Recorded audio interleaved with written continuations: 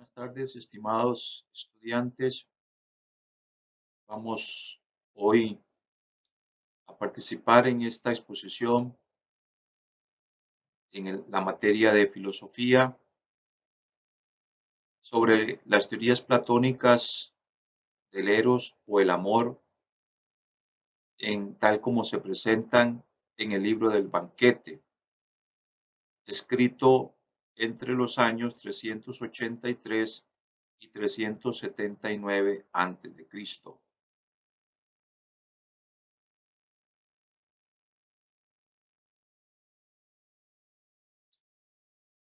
Este es un diálogo platónico de las obras de madurez del filósofo griego, quien vive entre los años 427 y 347 a.C., es decir, segunda mitad del siglo V y primera mitad del siglo IV.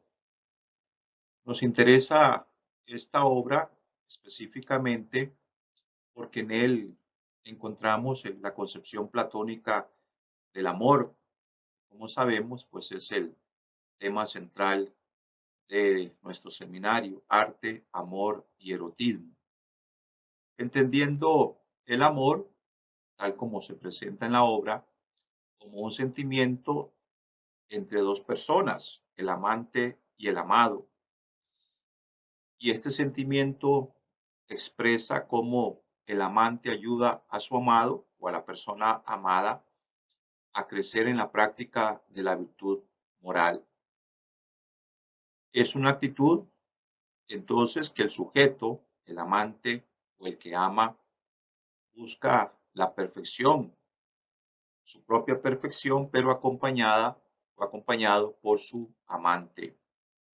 Juntos así se elevan hacia ese mundo de lo celeste, que es el mundo de las ideas, o es el mundo de la perfección, la verdadera realidad. Por eso, en Platón, el amor verdadero engrandece al individuo y a la sociedad, en tanto que genera sentimientos morales muy altos que buscan el ascenso común hacia el mundo de las ideas, que es la verdadera realidad. Es decir, es el amor es la práctica afectiva, sentimental, en el que la pareja, amante y amado, mutuamente crecen en la virtud, crecen en la perfección humana. Es por eso un sentimiento que eleva a la persona, más que degradarla o someterla o rebajarla, más bien es un camino, diríamos así, de perfección para Platón.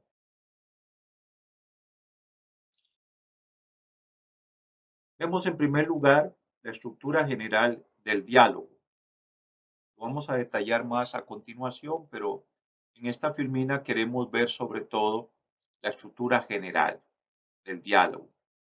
Primero nos presenta una introducción en la que al Apolodoro, que es el que cuenta lo que sucedió en el banquete o en el simposio, a solicitud de su amigo Glaucón, que es el que le solicita que cuente lo que sucedió, que narre lo que sucedió. Apolodoro no estuvo propiamente en el simposio, en el banquete, sino que él va a contarle a Glaucón lo que a su vez Aristodemo le contó a él, que fue en este caso Aristodemo el testigo directo del festín en casa de Agatón. Estos números que vemos aquí entre paréntesis son la forma de referencia de los textos antiguos o de los textos originales que encontramos en algunas ediciones del diálogo, del banquete. Después de esta introducción, que viene siendo como la presentación que hace el autor del diálogo, Glaucón, que le pide a Apolodoro que le cuente lo que sucedió en el simposio o el banquete, y este a su vez va a narrarnos lo que Aristodemo le contó a él, y Aristodemo fue testigo directo de lo que sucedió en casa de Agatón. Luego tenemos un proemio o una pequeña introducción, diríamos así, de llegada al banquete, al simposio, que es la llegada de Sócrates a casa de Agatón, y la propuesta de Erisímaco, que es el que va a sugerir a los comensales o a los que participan del banquete que eleven cada uno una especie de panegírico, de alabanza al dios del amor, que es Eros. Entonces nos encontramos a continuación estos 6 discursos sobre el Eros, que vienen siendo como un panegírico, que es como un himno, una alabanza, un discurso que se dirige a una persona o en que se habla sobre una persona presentando pues todos los aspectos positivos que pueda tener, o en este caso el tema del amor. Finalmente, la llegada de Alcibíades, que va a ser uno de los amantes o seguidores de Sócrates, y el discurso de este, en realidad algunos historiadores de la filosofía que estudian el banquete consideran que el discurso de Alcibíades, por ser más una alabanza a Sócrates, pues en realidad no puede considerarse propiamente como un discurso sobre el Eros. Sin embargo, lo podemos considerar así. Y finalmente, la escena donde ya termina el banquete y cada uno se retira a su casa. Vamos a ir detallando cada uno de estos momentos importantes de esta estructura del diálogo de Platón.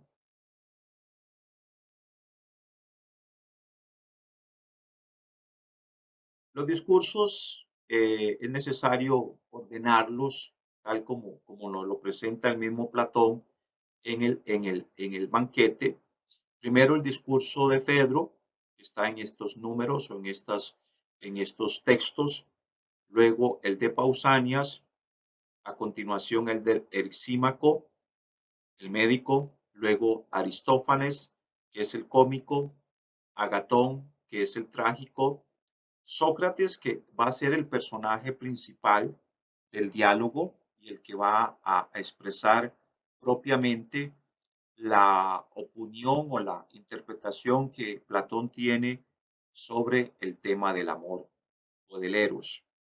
Sabemos que en los diálogos platónicos, eh, cuando Platón presenta a Sócrates y los discursos de Sócrates, en realidad lo que está haciendo es presentándonos su propia teoría filosófica. Lo único es que lo hace presentando esa teoría o esas ideas o pensamientos en boca de su maestro, que fue Sócrates. Sabemos que Sócrates no escribió nada. Sócrates era un predicador, un filósofo deambulante que enseñaba de palabra a los jóvenes o a sus discípulos. Y el que escribe esas palabras o esos pensamientos de Sócrates es Platón en sus distintos diálogos. Por eso, en realidad, pues los primeros, sobre todo los primeros diálogos platónicos, en realidad son más socráticos que platónicos. Ya luego, como lo veremos a continuación, pues Platón se independiza del pensamiento socrático y crea su propio pensamiento, sus propias ideas.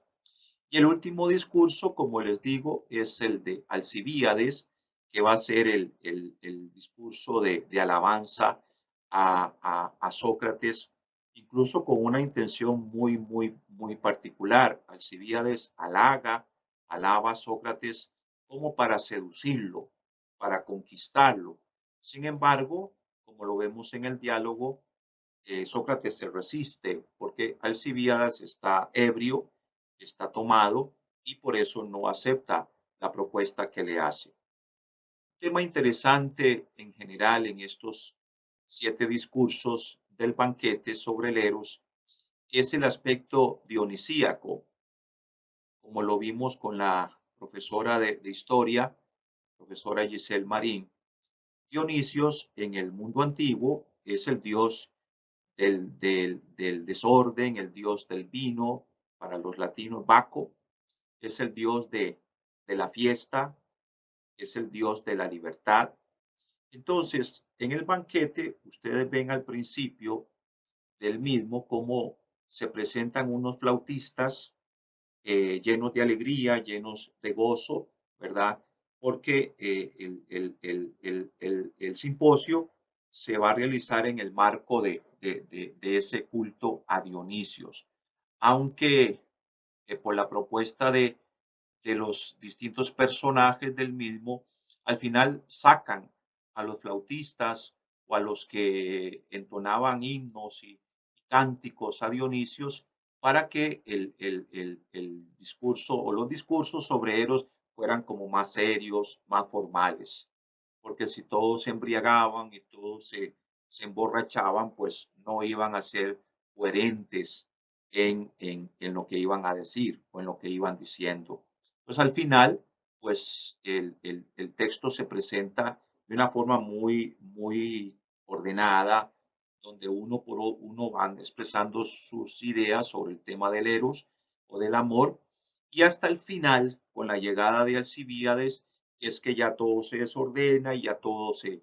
Alcibíades es el último personaje que aparece en el diálogo, y ahí vuelven los flautistas y vuelve, diríamos así, el contexto de la fiesta, del culto.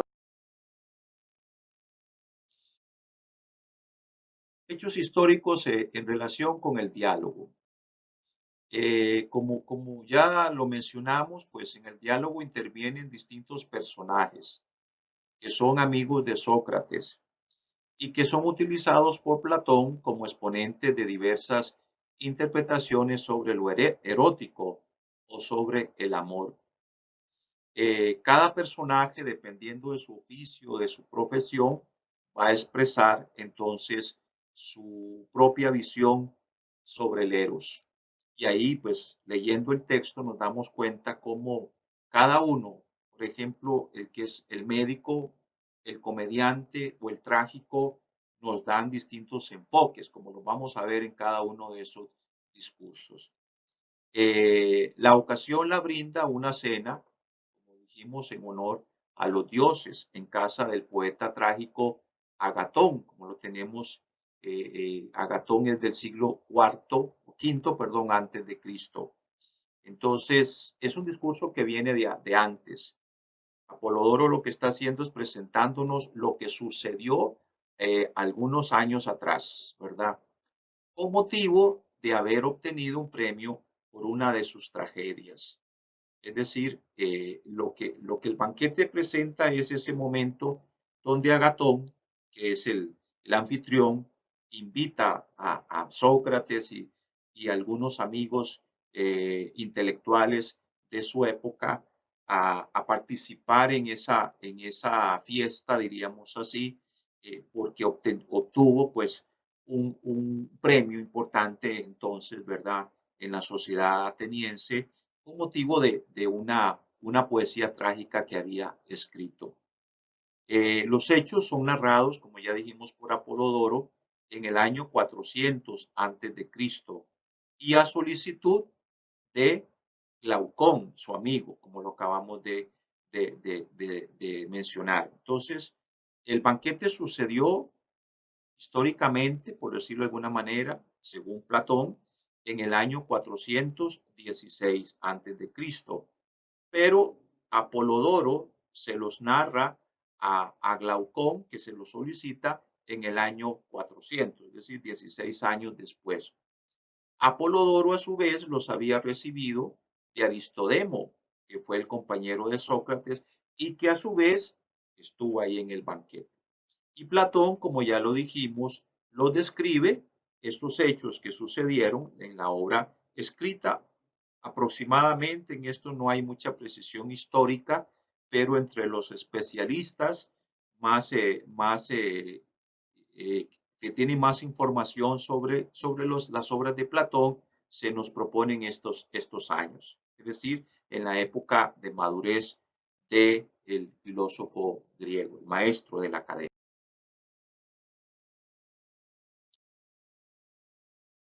Las relaciones entre los personajes, nada más algunas referencias. Eh, la profesora de historia también nos presentó, cuando nos contextualizó la época antigua entre los griegos, nos habló de relaciones, ¿verdad? De las relaciones amorosas en el mundo antiguo, concretamente en el mundo de los griegos. Estas relaciones, en realidad, como lo decía la profesora, eran relaciones entre hombres, fundamentalmente. Eran, por eso decimos, relaciones homoeróticas. Eran relaciones, lo que hoy podríamos decir relaciones homosexuales, aunque para ser más precisos en cuanto al tecnicismo, me gusta más decir relaciones homoeróticas. Eran entre personas del mismo sexo. Incluso veíamos cómo el adulto amaba, tenía como amante al joven, al efebo, que tenía como, incluso el adulto tenía como misión educar a ese joven en la virtud moral. Claro, también habían relaciones corporales entre ellos, ¿verdad? En determinados momentos, en fiestas o acontecimientos especiales, en los cultos a determinados dioses como al dios Dionisios, ¿verdad? Ahora, el varón también pues tenía relaciones heterosexuales con una mujer, pero más que todo en función de la procreación, en función de los hijos, de la familia, etcétera. Pero la relación entre personas del mismo sexo era algo bien visto, ¿verdad? Incluso, como lo vamos a decir ahorita, la pederastia, el adulto con el joven, ¿verdad? Pero en términos, como decíamos al principio, de que el adulto va a educar al joven en la virtud y le va a ayudar a ir creciendo en su vida moral o en su vida ética. Entonces, planteado así las cosas, vemos cómo, por ejemplo, Agatón, que es el que invita a todos, es el anfitrión, dijimos, del banquete, es un joven afeminado y poeta trágico. Y tiene como pareja a Pausanias, que está también en el banquete.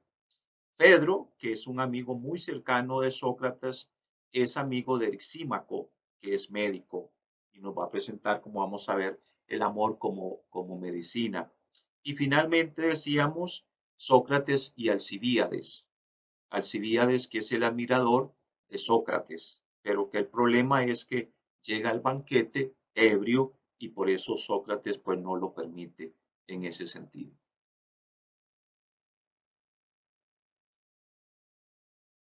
Vamos ahora a continuación viendo cada uno de los discursos, de esos 7 discursos que decíamos, ¿verdad? Para ir conociendo la perspectiva de interpretación o la concepción propia de cada uno de los personajes que nos presenta Platón. Primero el discurso de Fedro, como decíamos, es el amigo cercano, más cercano. De hecho, Platón escribe otro diálogo, precisamente el Fedro, donde el personaje principal es este nombre. En él se expresa, en primer lugar, su malestar porque no se han hecho pues grandes elogios al dios Eros. El dios Eros es el dios del amor, por ejemplo, hijo de Afrodita. Entonces, por eso el Símaco, siguiendo la propuesta de Fedro, exhorta a todos los presentes a ensalzar a ese Dios. Es decir, dado que dice Fedro, casi que no se ensalza, no se proclaman las grandezas del Dios Eros o del Dios Amor, Erisímaco dice, por eso es necesario que nosotros nos dediquemos en este banquete, en esta cena, a exalzar, a engrandecer las virtudes del Eros o del amor. Y en concreto, en el caso de Fedro, lo presenta como un Dios de pudor y de bondad. Ustedes leen este discurso, que ya dijimos en qué apartado se encuentra. Ahí Fedro hace una alabanza, es decir, habla de todas las bellezas y de las bondades del Dios amor. Lo presenta como el sentimiento más positivo, más alto, más sublime del corazón humano.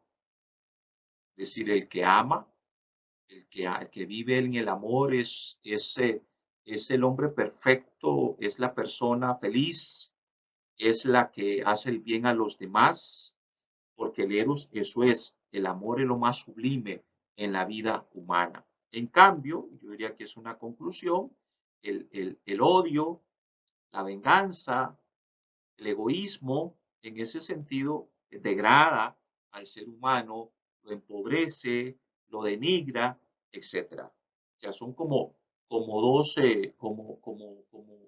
antinomias, el amor y el odio.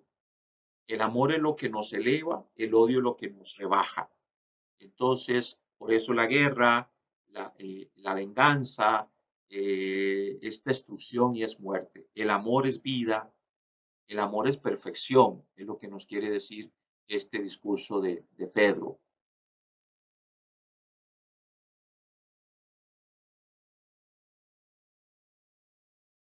En el caso de Pausanias, ahí es otro personaje muy importante que ha influido mucho en la historia de la cultura occidental posterior, y nosotros somos herederos de esta cultura, sabemos. Pausanias es el personaje que nos interesa a nosotros de su discurso, en el que se distinguen el eros urania, como él lo llama, y el eros pandemo. Es decir, el eros urania, que es el amor espiritual, y el eros pandemo, que es el amor carnal. Hay como una separación. Recordemos que entre los griegos es característico a nivel de su concepción antropológica o de su visión del hombre el tema de cuerpo y alma o la división entre cuerpo y alma. El griego tiene, sobre todo en el caso de Platón, una visión dualista del ser humano, de la persona. Por una parte, el cuerpo y por otra parte, el alma, la psique, que es lo espiritual. En las imágenes que hemos presentado y que también la profesora Giselle nos lo presentó en su clase de historia, vemos el Eros, ¿verdad? Unido al Dios, a la psique, que es el Dios espiritual, ¿verdad? Ellos se aman entre sí. Entonces, Eros es amado, ¿verdad? Es el Dios que nos eleva a lo espiritual, tal como lo presenta aquí Platón en su discurso, en su banquete. En este caso, el Eros Urania o Uranos, digamos, es encomiable porque no se detiene en la belleza del cuerpo, es un amor espiritual, sino que busca la belleza del alma. Por eso es un amor permanente y duradero. Mientras que el Eros Pandemo es el que se fija en el cuerpo o en lo corporal, y por eso es despreciable, porque está centrado solo en la belleza física del amado. Es un amor a lo temporal y a lo pasajero. En este dualismo platónico, entonces, el amante que se fija solo en la belleza física o en la belleza material o corporal de su pareja o de su amado, eh, es un amor muy bajo, es un amor pasajero. En cambio, el que busca la belleza espiritual, la belleza de lo que la persona es, ¿verdad? Su psique es el que realmente quiere el bien del amado. Y eso es lo importante del diálogo platónico, llevarnos a esa concepción del amor, no como apego a lo carnal o a lo corporal, sino más bien a lo sublime, a lo celeste, como vamos a ver en el discurso de Sócrates.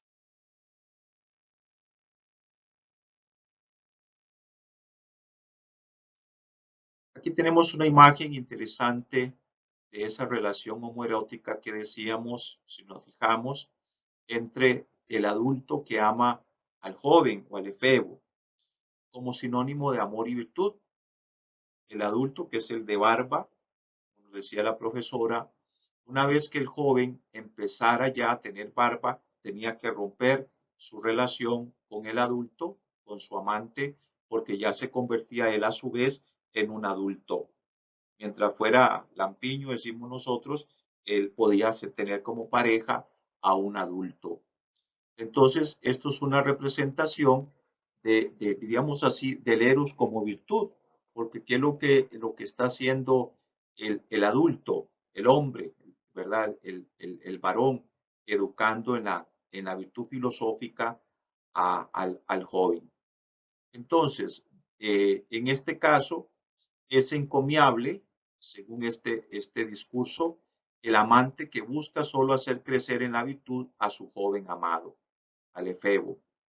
Es decir, eh, Platón dice, dado que en su cultura eran normales ese tipo de relaciones entre un adulto y un joven, entonces dice Platón filosóficamente, interpretada esa relación de su época, lo que es encomiable es entonces el amor, como decíamos en el discurso de Pausanias, el amor eh, donde se exalta lo espiritual.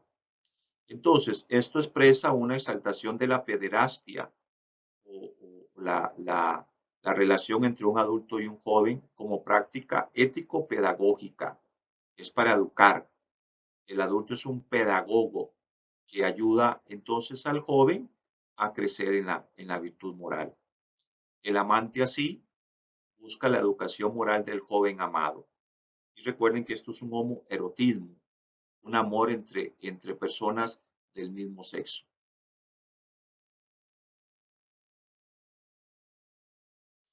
En el discurso de Erisímaco, como decíamos que es el médico, ahí vemos pues un discurso muy interesante también que es característico de este discurso platónico que viene del filósofo griego presocrático Empédocles. Empédocles es uno de los primeros filósofos fisiócratas que buscan explicar el universo o el cosmos desde un principio unificador, desde un principio que integra todos los contrarios o los opuestos. Entonces, Empédocles es el de que habla, así como Tales habla del agua, el arjeo, el principio de todas las cosas, Anaxímenes eh, habla del aire, Pitágoras habla del número. En el caso de Empédocles es los contrarios, los opuestos que se unen y ahí se origina el cosmos, que hay una dispersión que se unifica. Entonces, es la teoría de la armonía de los contrarios. En el caso de Empédocles son los cuatro elementos, el agua, el aire, la tierra y el fuego. Entonces dice Empédocles, el universo hay que explicarlo a partir de esos cuatro elementos, porque se unen por el amor y se dividen por el odio. Entonces, es una forma de explicar el origen del cosmos o del universo en términos de amor y odio. El amor une y el odio divide. Entonces, Arisímaco expresa ese contexto de la filosofía presocrática de este pensador Empédocles y esos cuatro elementos que constituyen el origen del universo. Y así entonces nos presenta el eros como armonía y concretamente la justa medida de todas las cosas. Es decir, lo que está en medio del exceso y el defecto, lo que une los dos opuestos. Entonces, el eros, dice Erisímaco, es salud, el eros es armonía, equilibrio en todas las cosas. Entonces, es como el cuerpo. Recuerden que Erisímaco es el médico. Entonces, Erisímaco dice en el banquete que él como médico sabe que la salud humana va a depender de ese sano equilibrio de todas las cosas. Los excesos y los defectos hacen daño. Lo cita incluso en relación con una medicina o con el alimento.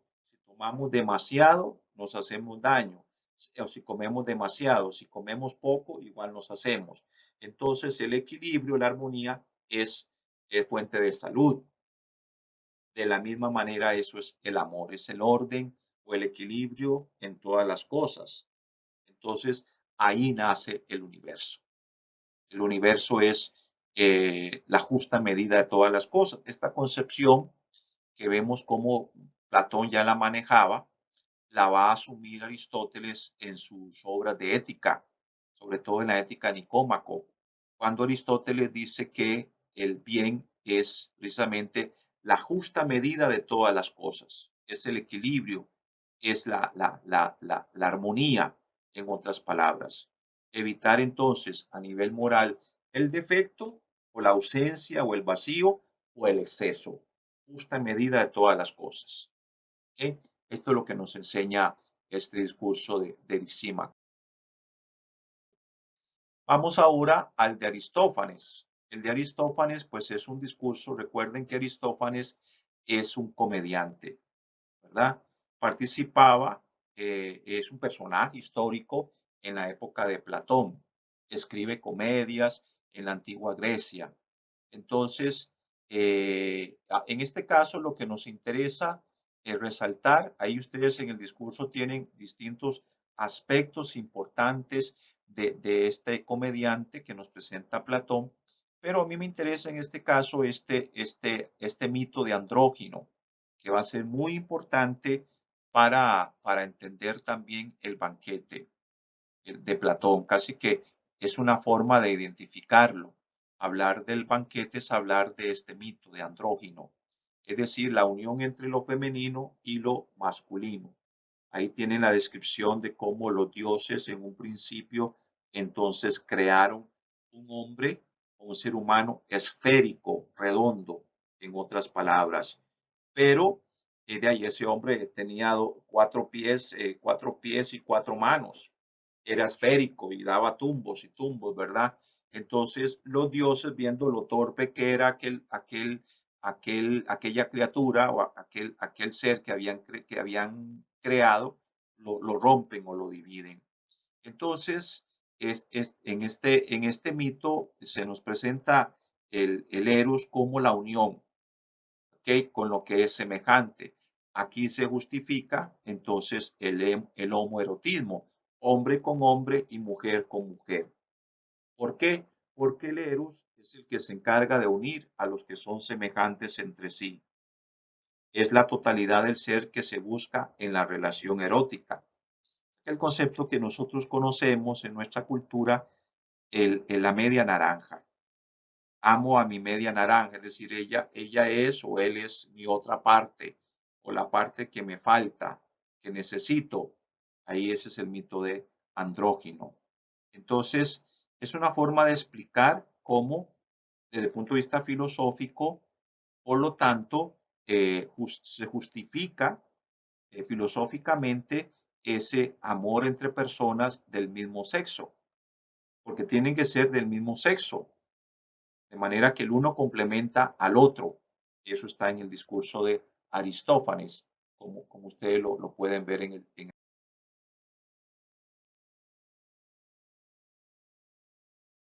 discurso de Agatón. Este también es un personaje muy, muy importante en este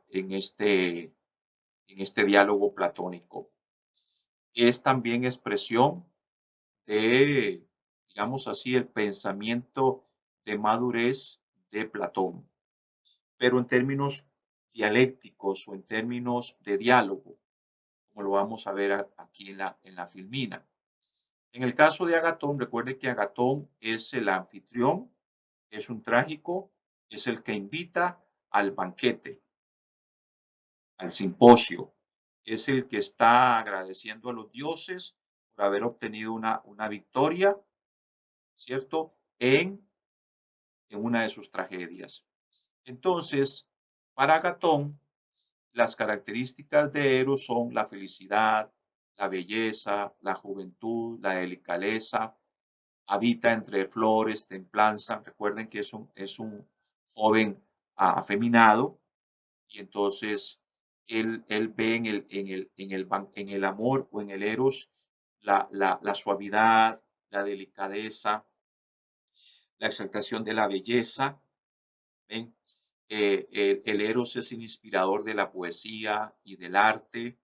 de la valentía, del amor por la belleza, la paz, el padre de la delicadeza, del deseo, del anhelo, es el que suaviza las cosas en la fatiga, el temor, vence, ayuda a vencer el temor, a vencer la angustia. Entonces, el dios Eros, dice Agatón, es la expresión de toda la bondad y la belleza que puede existir. No carece de nada. Es la virtud, el sentimiento más importante en la vida humana. Ahora, a esta visión se opone Sócrates. Por eso decimos que es un discurso dialéctico, presentándolo no como la belleza pura, sino como el punto intermedio, como lo vamos a ver en el discurso de Sócrates, entre lo bello y lo feo, el intermedio, la unión entre la pobreza y la riqueza, mientras que Agatón considera el amor como lo más acabado, lo más perfecto. En el caso de Sócrates es más bien lo que se quiere alcanzar, la perfección que se quiere alcanzar.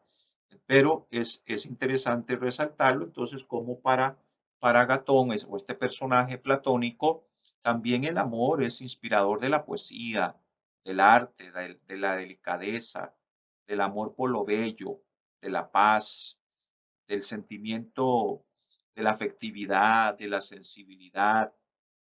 Es el que produce descanso, el que produce, no sé, paz, armonía. ¿Ok? Esto es lo hermoso del discurso de Agatón en el banquete. Y pasamos ya propiamente al tema que nos interesa, que es el discurso de Sócrates, tal como lo presenta Platón en el banquete. Decíamos al principio que en el caso del discurso de Platón, en el discurso de Sócrates, ahí se está expresando propiamente el pensamiento del autor. Entonces, Sócrates va a expresar a su vez, como lo hace muchas veces en los diálogos platónicos, su pensamiento, sus ideas, a través de una inspiración, podríamos decir, de una diosa o semidiosa como es Diotima. Entonces, es como para decirnos, Sócrates está recibiendo, es una revelación, es una luz que viene de lo alto, del topos Uranos. Entonces, ¿cómo lo presenta Sócrates o qué es lo que ensalza Sócrates del Eros? Eh, a él no le interesa tanto hacer un elogio de Eros, como lo han hecho los anteriores interlocutores, a quienes llama discípulos de los sofistas, dice Sócrates, sino más bien decir la verdad sobre él, a partir de la revelación que él mismo recibe de esta profetisa Diotima, que es una especie como de diosa o semidiosa, ¿verdad? De la mistagogía griega, de la religión de los misterios. Es decir, Sócrates va a expresar el amor verdadero, dice Platón. Los otros anteriores han hablado aspectos concretos o particulares del amor. Él va a expresar lo que propiamente es el amor. ¿Por qué? Porque Diotima, o esta profetisa de los misterios divinos, se lo ha dado a conocer. La idea fundamental de este discurso, como lo vamos a ver, es que el amor es deseo o anhelo de algo que no se posee. Por eso no puede ser ni bello ni feo. Es el amor por lo bello, es el amor por lo bueno, es el deseo de alcanzar cosas, el amor a la sabiduría, el amor al conocimiento, el amor a la belleza, el amor a la verdad. Eso, dice Diotima, ¿verdad? Es el amor, es buscar lo que no se tiene. Y esto se debe pues al mito que, digámoslo así, Diotima presenta en el diálogo y que lo tenemos ahí como el mito de Diotima. El amor no es bello ni feo, sino un paso intermedio entre ambos. Por eso, por ese lugar intermedio que ocupa entre la belleza y la fealdad, Eros no es ni mortal ni inmortal, sino un paso intermedio entre ambos. Es un daimon, como un semidios, en otras palabras. Daimon significa demonio, con forma de hombre y forma de Dios. Entonces, como tal, es un intermediario entre los dioses y los hombres, que es que a través de la adivinación los hombres o los seres humanos comunican o expresan, como el caso de Diotima, esa verdad absoluta que está en el mundo de las ideas. Eros, ese es otro mito bonito también, como una parábola, podríamos decir, o una historia que presenta Diotima para explicarnos el origen del amor. Lo tenemos en el banquete, ahí lo pueden ustedes verificar. Eros es el hijo de el dios Eros, es el hijo de Poro, de la abundancia, y de la Penía, la personificación de la pobreza. Es decir, ahí presenta cómo la penía o la pena o el dolor o la pobreza, más que todo, se aprovecha de que Poro, la abundancia, estaba en un banquete, también una fiesta, y se emborrachó. Y entonces ella lo conquista, se aprovecha de que está ebrio y hace pues que tenga relaciones con ella. Y de esa relación van a ser el eros, es decir, el amor, que va a tener los rasgos de la abundancia y de la pobreza. ¿Okay? Entonces, en este caso sabemos, mitológicamente hablando, en este caso, la madre de Eros es Afrodita, la diosa del amor. Pero en el banquete, Platón explica, para explicarnos o para presentarnos ese punto intermedio que es el amor entre la pobreza y la riqueza a través de este mito, diríamos, de esta unión entre el poro, el dios poro, la abundancia, y la penía, que es la pobreza o la carencia. Entonces, el amor va a tener aspectos de abundancia o de riqueza y aspectos de penuria o de calamidad. El que ama a su amante, a su amado, sabe que su relación amorosa tendrá momentos de abundancia, de bienestar, de alegría y de felicidad, pero de igual manera momentos de dolor, de tristeza. Entonces, esta es la explicación que nos presenta Sócrates a través de Diotima. Entonces, el eros, nos dice Platón, es el anhelo de la belleza y de la bondad. Por ser hijo de la pobreza, es siempre pobre y carente de todo. Pero de igual manera, por ser hijo de la riqueza, tiene ansias de la abundancia y de la bondad, el anhelo de la dicha y de la felicidad del hombre. El que ama anhela la felicidad. El que ama quiere alcanzar la plenitud, como el mito de Andrógino o de la media naranja que decíamos, la división que hicieron los dioses, como el primer ser humano era redondo, lo dividieron, entonces así quedamos cada parte con dos manos y dos pies, y no somos circulares, somos la mitad de un círculo. Entonces, el amor es el anhelo, o sea, la otra persona es el que me da la plenitud. Esa es la idea, el que planifica al que ama. Entonces, por esa razón, es el amor a lo bello y a lo bueno para alcanzar la felicidad. Esta sí se va a alcanzar, según este discurso de Diotima, en la práctica amorosa. O sea, la pobreza se va a ver enriquecida con la riqueza y la abundancia. Ahí está la plenitud. Pero el amor es el punto intermedio entre los dos. Recuerden el discurso de Erixímaco que decíamos, del médico, que el equilibrio, la salud, es el equilibrio, la armonía entre el defecto y el exceso. Aquí está expresado este concepto platónico del eros o del amor, para que vayamos ya precisando en concreto qué significa. Entonces, el eros siempre va a ser aspiración por el bien de la persona amada o ayudar a la persona amada. El bien personal del amante y el bien de la persona amada. Es decir, el bien entendido como realización de sí mismo, que es una especie de narcisismo, pero en comunión con el otro, con el tú en ese sentido. Este es el discurso, recuerden, de Aristófanes, de la unidad del andrógino.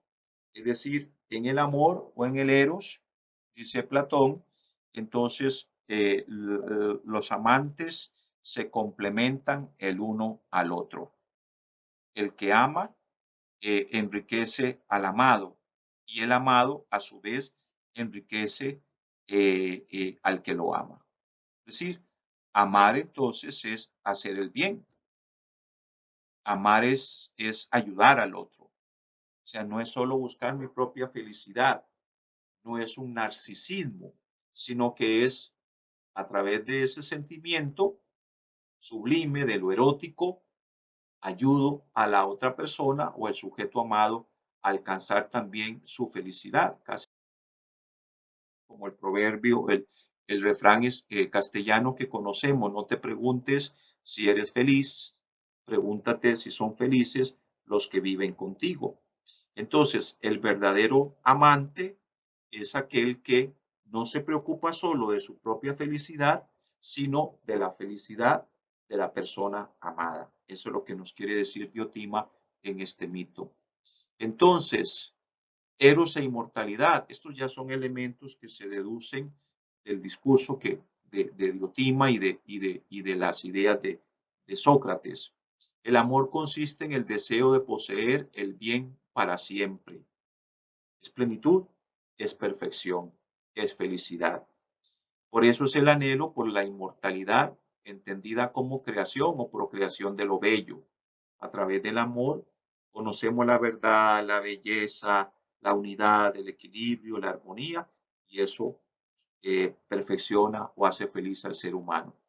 Entonces, esto explica el deseo de procreación, tanto entre hombres como en animales. Aquí nos presenta el diálogo, esta idea de tener de los hijos como perpetuidad o búsqueda de perpetuidad o de inmortalidad, perpetuarse en los hijos. El que ama, en el caso de la heterosexualidad, recuerden, el varón que ama a una mujer para tener hijos, recuerden, formar una familia, es para perpetuarse, porque el verdadero amor busca la inmortalidad. También, dice Platón, las obras de los artistas o de los poetas es una forma concreta de buscar esa inmortalidad del amor. El que hace una obra, el que construye algo, el que escribe un libro o el que, no sé, el que construye algo, eso queda para la posteridad, para lo que viene después. Entonces, dice Platón, esto es expresión de esas ansias del amor por la inmortalidad, es decir, de vencer la muerte o de superar la muerte y de más bien buscar una vida después de la muerte.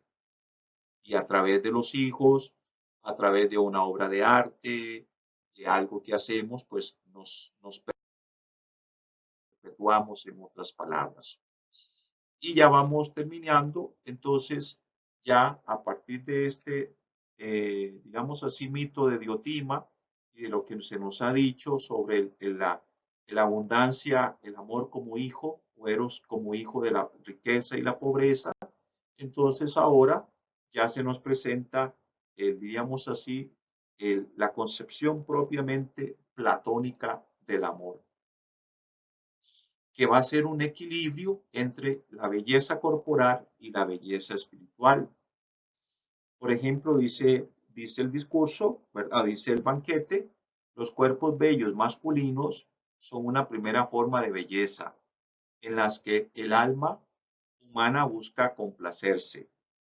Recuerden que aquí hay una exaltación de lo masculino y concretamente del cuerpo masculino. ¿Okay? Entonces, dice Platón, a través de la belleza material, el alma humana se eleva hacia el mundo de lo espiritual. Concretamente, en el caso de la belleza corporal masculina, es una forma en que el alma, a partir de ahí, se va a elevar, diríamos así, al mundo de la belleza perfecta, que está en el mundo de las ideas.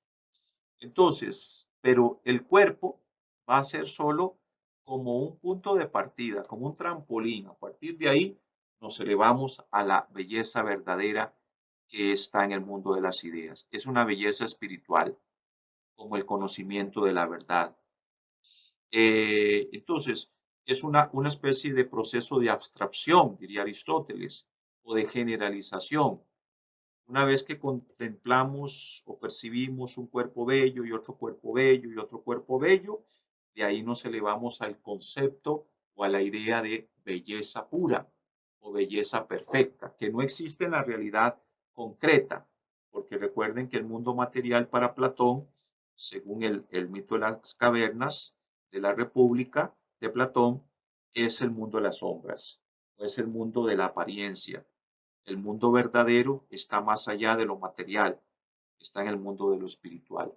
Pero lo material nos sirve como punto de arranque o trampolín para elevarnos al mundo de lo espiritual. Es decir, que la pareja en su relación erótica, experimentando el amor entre ellos, van a poder captar el amor espiritual o el amor verdadero, que va más allá de su simple relación erótica. O sea, el que los amantes se amen les va a ayudar en ese sentimiento, como hemos dicho, sublime, bueno, bello, a elevarse al mundo de lo espiritual. Okay, es como que nosotros digamos, este es el famoso ejemplarismo de San Agustín, que San Agustín toma de Platón, de estas ideas platónicas del mundo material y del mundo espiritual. Dice San Agustín, el mundo material nos va a elevar al mundo de lo espiritual, como una pintura, viendo una pintura o una fotografía, nos remite automáticamente a nivel de nuestra alma inteligible o nuestra alma espiritual al mundo verdadero que está en el topos Uranos.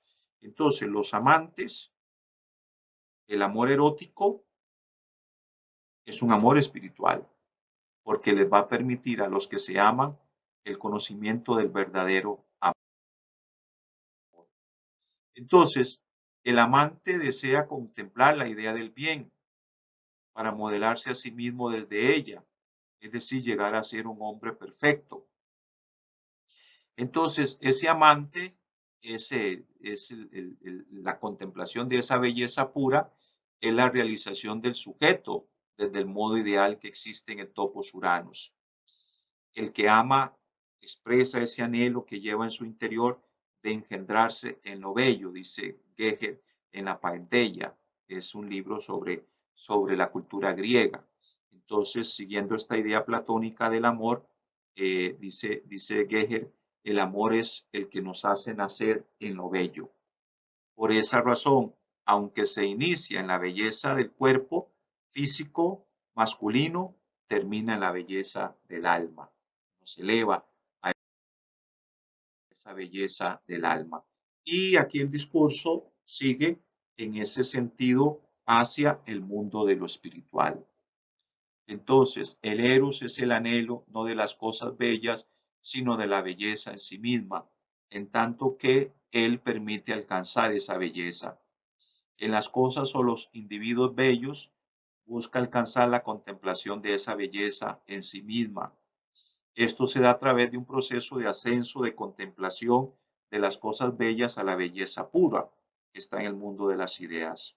Entonces, la forma más directa, podríamos decir, más inmediata para llegar a esa realidad verdadera, dice Platón, es la experiencia del amor, lo erótico, lo erótico, a través del amor, del eros, de amar a una persona, dice Platón en este discurso de Sócrates, es como vamos a conocer la verdadera realidad. Es decir, vamos a vencer o a superar este mundo de sombras o este mundo de apariencias para llegar al mundo verdadero que está en el mundo espiritual, nada más. El eros entonces es el fundamento de una existencia espiritual. Eros conduce en la búsqueda de la belleza auténtica por un camino de ascenso. Y una vez contemplado en esa experiencia amorosa o erótica, ese modelo, ese arquetipo de belleza o de bondad, él se va a convertir, como decir, en el guía, en el pedagogo para la existencia del sujeto. Es decir, el que ama, el que experimenta el amor hacia su pareja, experimenta, se va elevando poco a poco. Recuerden la tarea del adulto de educar al joven, la tarea del filósofo como Sócrates de educar a la juventud para irla conduciendo hacia el mundo de la verdad, hacia el mundo del conocimiento o hacia el mundo de la ciencia. Y ese camino que se recorre, ese proceso que hay que seguir, es el camino del amor, es el ascenso hacia el mundo de lo espiritual. Eros espiritual y virtud. Entonces, amor es igual a virtud. Ya terminando, es el anhelo de procrearse a sí mismo a partir de la realidad verdadera en comunión con el otro. El eros así se convierte en arete o justicia o armonía. Entonces, solo el que ama practica la verdad porque ha conocido la verdad a través de la filosofía, a través de su anhelo de verdad o de conocimiento. Este eros platónico, ¿okay? Es político. El que ama sabe vivir en la ciudad, sabe vivir en la sociedad, sabe hacer el bien a los demás. El que odia, el egoísta, narciso, se destruye a sí mismo y destruye a los demás. Es decir, la ciudad para Platón debe fundamentarse en relaciones amorosas o eróticas, no en la guerra, en la destrucción, sino más bien en la paz, en la armonía, en el equilibrio. Es la única forma humana que tenemos, dice Platón, para que nuestra convivencia en la polis o en la ciudad sea pacífica, armoniosa, equilibrada. La guerra viene del odio. La guerra, como decíamos, en el caso de Empédocles, es el que divide. En cambio, el que une es el amor. Entonces, por eso, toda esta ética que se nos presenta en el diálogo del banquete, lo que quiere en el fondo es ayudar a los ciudadanos atenienses, en otras palabras, a que sepan amar a los demás, para que así construyan una sociedad más equilibrada, ¿verdad? Una sociedad más de armonía y no de guerra o de destrucción. Y finalmente, el discurso de Alcibíades, que como decíamos al principio, en realidad más que todo un panegírico, un discurso de alabanza a Sócrates, dado que es su amante. Entonces, el último discurso, el de Alcibíades, expresa una alabanza a Sócrates como el modelo real de las ideas expresadas por la profetisa Diotima. Ahí en el texto ustedes ven cómo Alcibíades en su embriaguez, en su borrachera empieza a decir cosas hermosas y bellas, que Sócrates es el hombre más hermoso del mundo, que Sócrates es el hombre más perfecto del mundo, ¿verdad? Alaba a Sócrates por su sabiduría, por su templanza, por su valentía, por su fortaleza. Según Alcibíades, las palabras de Sócrates son fuente de agitación, de pasión, de turbación, porque provocan en el oyente el deseo de alcanzar la verdadera sabiduría. Entonces, ahí Alcibíades está ensalzando a Sócrates como el mejor amante del mundo, como la mejor persona que se pueda amar, porque es el que conduce hacia la sabiduría, hacia el conocimiento, hacia la ciencia. ¿Ven? Entonces, amar a otras personas que no son Sócrates sería más bien imperfección. O sea, es un joven enamorado de su amante que solo ve sus virtudes y sus cualidades. Como decimos en lenguaje tico, no hay novia fea ni muerto malo. El novio que está enamorado de su novia ve solo virtudes y cualidades en su pareja. Eso es lo que nos expresa, en definitiva, el discurso de Alcibíades. Se ensalza a Sócrates por medio de imágenes. Sus palabras son persuasivas y convencen a todo aquel que las escucha. Dice Alcibíades, es un hombre valiente y viril en las batallas. Está dispuesto al sacrificio de sí mismo por sus amigos. Da la vida por sus amigos, dice Alcibíades. No está sujeto a los placeres de la carne y por esa razón pues no quiere responder a la solicitud que le hace Alcibíades de estar a su lado o de en ese momento de tener relaciones con él, porque Sócrates, como ya dijimos, lo rechaza. Entonces, jóvenes, el discurso del amor que nos presenta el banquete es este eros socrático. Sócrates es el maestro del eros, como lo ha revelado, nos lo ha presentado Diotima, como ese amor filosófico, ese amor a lo espiritual, ese amor a la perfección. Por eso todos los discursos terminan elogiando a Sócrates por ser la personificación del eros mismos. De ahí que Alcibíades lo ama por su belleza y por eso es su amante. ¿Okay? Aunque él lo rechace, aunque él no lo quiera aceptar en ese momento, ¿verdad? Alcibíades ensalza ese amor platónico. Con esto, pues, terminaríamos, jóvenes, esta presentación del diálogo El banquete de Platón, haciéndonos así como una idea general de cada uno de los discursos que nos presenta este filósofo griego sobre el eros. Ahora, ya para terminar la clase, decirles nada más que me interesa mucho como tarea, ¿verdad? Que ustedes distingan cada uno de estos discursos. Tiene mucho material esta clase mía de hoy, como el video que les presenté de YouTube en el entorno, ¿verdad? Y la lectura misma del texto, para que ustedes entonces logren distinguir cada uno de estos discursos y los manejen bien. Creo que como tarea les voy a abrir un foro para que entonces participemos todos a través del foro y logren pues referirse en particular a cada uno de los discursos. Esa sería la idea. Que en el foro, ¿verdad? Ustedes presenten, digamos, se refieran al discurso de Aristófanes, al de Pausanias, al de Glaucón, etcétera, etcétera, y aporten algo sobre el amor. De todas maneras, se los voy a describir en la descripción de esta tarea para esta clase de filosofía de hoy y así ustedes puedan participar en el foro.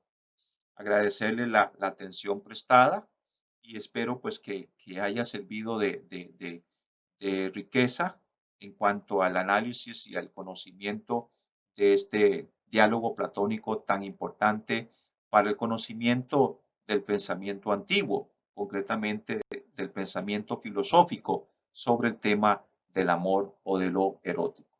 Muchas gracias.